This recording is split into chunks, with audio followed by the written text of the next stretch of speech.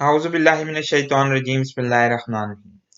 Doctor Henry Kissinger को दुनिया के सियासी हलकों में खास अहमियत हासिल है। आपने अपनी नई किताब न्यू वर्ल्ड ऑर्डर में मुस्तकबिल के हवालों से कुछ बातें की हैं। आज हम कोई साजिशी कहानी यानी कॉन्स्पिरेसी थ्योरी को मौजूए बहस लाए बगैर मुस्तकबिल की सियासी रस्साकशी और एक आलमी निज़ाम के हवाले से बात करेंगे।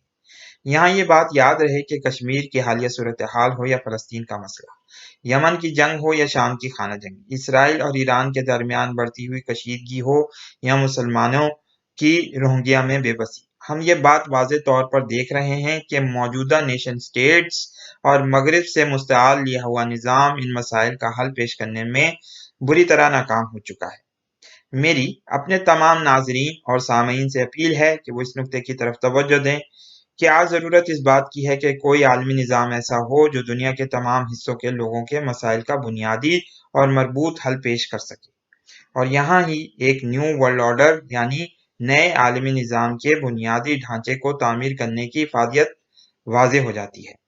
डॉक्टर हेनरी किसिंजर ने अपनी किताब में इन्हीं खतूत पर बहस की है। मुस्तकबिल के हवाले से 3 पॉसिबल सिनारियोज हमें नजर आते हैं, जिनमें से कोई एक आगे चलकर नया आलमी निज़ाम यानी न्यू वर्ल्ड ऑर्डर को जन्म देगा, और इन्हीं तीनों निज़ामों के दरमियान शदीद कशमकश और कोलिजन की कैफियत आपको सियासी, समाजी, माशरती और माशी मैदानों में बर्पा होती हुई नजर आएगी। मौजूदा मगरबी निज़ाम जिसने हालिया दौर में आलमी निज़ाम तश्कील दिया है, इस वक्त तकरीबन पिछले 300 साल से दुनिया को अपनी गिरफ्त में लिए हुए है। इसकी इब्तदा यूरोपीय ममालिक में हुई। इस वक्त यूरोप बड़ी बड़ी सल्तनतों में तकसीम था। होली रोमन एम्पायर इस वक्त मगरबी और वस्ती यूरोप के ममालिक के मजमूए का नाम था, और इसका बादशाह ईसाइयों के लिए एक मजहबी रहनुमा का दर्जा भी रखता था। इस मगरबी निज़ाम के तश्कील कुनंदा अफराद को इस आलमी निज़ाम की बुनियाद रखते हुए उस वक्त पता नहीं था कि आगे चलकर इसके असरात इतने हमाजहती होंगे। शायद यही वजह थी कि उन्होंने कभी इस बात की ज़रूरत महसूस नहीं की कि रूस को भी इस निज़ाम में एक बुनियादी हैसियत दे दी जाए। इस वेस्टर्न सिस्टम की बेस इस बात पर थी कि एक इंटरनेशनल ऑर्डर हो जिसमें नेशन स्टेट्स को मरकजी अहमियत हासिल हो, यानी हर एक कौम का एक अलहदा वतन हो। स्पेन से लेकर स्वीडन तक के स्टेट्समैन मुख्तलिफ मकामात और मुख्तलिफ मौके पर इकट्ठा होकर इस निज़ाम के चीदा चीदा नुकात पर बात करते, और बहुत से लोग इन स्टेट्समैन का ताल्लुक इल्यूमिनाटी और फ्रीमेसन से भी जोड़ते हैं। बहरहाल 19वीं और 20वीं सदी में हाल ये हो गया था कि होली रोमन एम्पायर और दीगर बड़ी आलमी ताकतें आहिस्ता आहिस्ता मंजर आम से गायब हो रही थी, और नेशन स्टेट्स का कॉन्सेप्ट ज्यादा खुलकर सामने आ रहा था। रफ्ता रफ्ता फ्रांस, ऑस्ट्रिया, स्पेन और स्वीडन जैसी इलाकाई और बड़ी ताकतों ने जन्म दिया, जिन्होंने खित्ते की सियासत में अहम रोल प्ले करना शुरू कर दिया। और यही वजह है कि यूरोप के मुख्तलिफ ममालिक के लोगों ने अपनी अपनी नेशनैलिटीज पर फख्र करना शुरू कर दिया, और नेशनलिज्म और पैट्रियोटिज्म का अब हाल ये है कि जर्मनी ने यूरोपीय यूनियन को कायम करने की जो कोशिश की थी वो तकरीबन बुरी तरह नाकाम हो चुकी है। जर्मनी के दिल में हमेशा से ये एहसास था कि वो इस तरह होली रोमन एम्पायर का वजूद फिर से यूरोपियन यूनियन की शक्ल में बहाल कर देगा, मगर ये अब नाकाम होता हुआ नजर आ रहा है। साथ ही साथ अमेरिका और यूनाइटेड नेशंस का फेलियर भी दुनिया के सामने इस वक्त है, और पूरी दुनिया में इस वक्त ये बहस जारी है कि जब मौजूदा सिस्टम कोलैप्स करेगा तो इस वक्त क्या हमारे पास कोई ऐसा निज़ाम मौजूद है जो इसका मुतबादिल साबित हो सके। सेकेंड पॉसिबल सिनारियो इस वक्त हमारे पास चाइनीज डोमिनेंस का है। सन 1928 में चाइना में एक मजबूत मरकजी हुकूमत के उभरने के आसार नमूदार हुए। इससे पहले चाइना बरतानवी गुलामी और अफयूनी जंगों के दौर से गुजरा। सन 1928 की हुकूमत, जिसके सरबराह का नाम चेंग काई शेक था, उसने वेस्टर्न ऑर्डर को अपनाते हुए अपने मुल्क में निज़ाम की तश्कील दी ताकि चाइना ग्लोबल इकोनॉमिक सिस्टम में जगह बना रहे।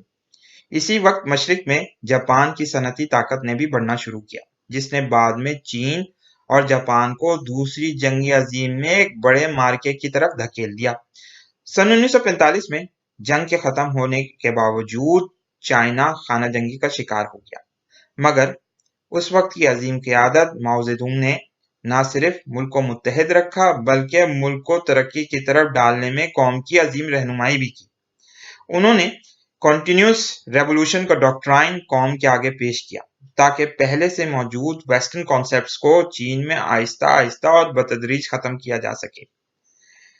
सन 1957 में पार्टी कॉन्फ्रेंस में चाइना के यूनिक होने की वजाहत करते हुए माओ ने पेशनगोई की कि चाइना की इलाकाई हकीकतें इसकी बड़ी आबादी की वजह से इतनी गहरी और मजबूत हैं कि अगर न्यूक्लियर वॉर भी हुई तो चाइना बेतहाशा कैजुअल्टीज के बावजूद अपने कल्चर और अपने तर्ज जिंदगी को बरकरार रख सकेगा, क्योंकि इसकी आबादी का एक बड़ा हिस्सा इस जंग के बाद महफूज रह जाएगा। ज़ुएनलाई ने शायद माओ की इसी पॉलिसी की वजह से कहा था कि चाइनीज केओटिक सिचुएशन को पसंद करते हैं, क्योंकि चाइनीज की तरबियत मुश्किल माहौल में होती है, इसलिए वो इस सूरत हाल में फाते के तौर पर उभरना पसंद करते हैं।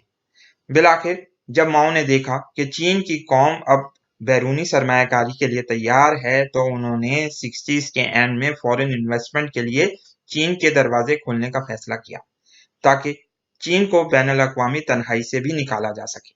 अब 21वीं सदी में चीन एक बड़ी आलमी ताकत बन चुका है और इसकी तहजीब और मईशत दुनिया के हर हिस्से में पहुंच चुकी है और इसके अंदर वो बाहम कुव्वत मौजूद है जो दुनिया को अपनी मईशत और पैसे के जरिए एक न्यू वर्ल्ड ऑर्डर की तरफ ले जा सके।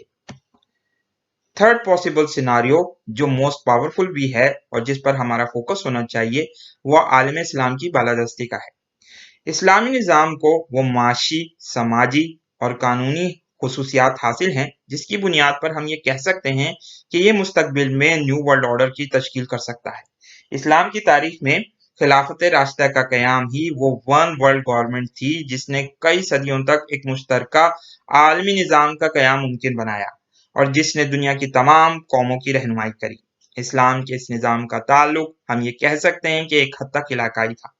खिलाफत राशिदा के बाद सल्तनत बनु उमय्या, अब्बासिया और उस्मानिया का क़याम हुआ, जिन्होंने अपनी अपनी सलाहियतों को बरूए कार लाते हुए कोशिश की कि दुनिया के सामने मुतबादिल निज़ाम पेश किया जाए, मगर इस निज़ाम को हम खालिसतन इस्लामी निज़ाम नहीं कह सकते। खिलाफत उस्मानिया के बाद इस्लामी दुनिया के हिस्से बखरे हो गए और मुसलमानों की क़यादत ने यह समझा कि जिस nation states based western system पर हम भरोसा कर रहे हैं वही हमारी दुखों का मदावा है।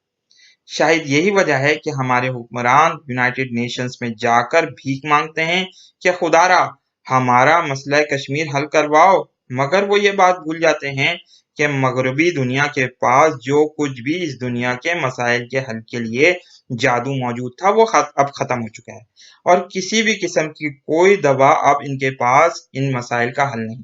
अगर इनके पास हल होता तो वो फलस्तीन का मसला हल कर चुके होते, शाम की खाना जंगी जन्म नहीं लेती और यमन में इतनी शदीद खूरेजी का वजूद नहीं होता।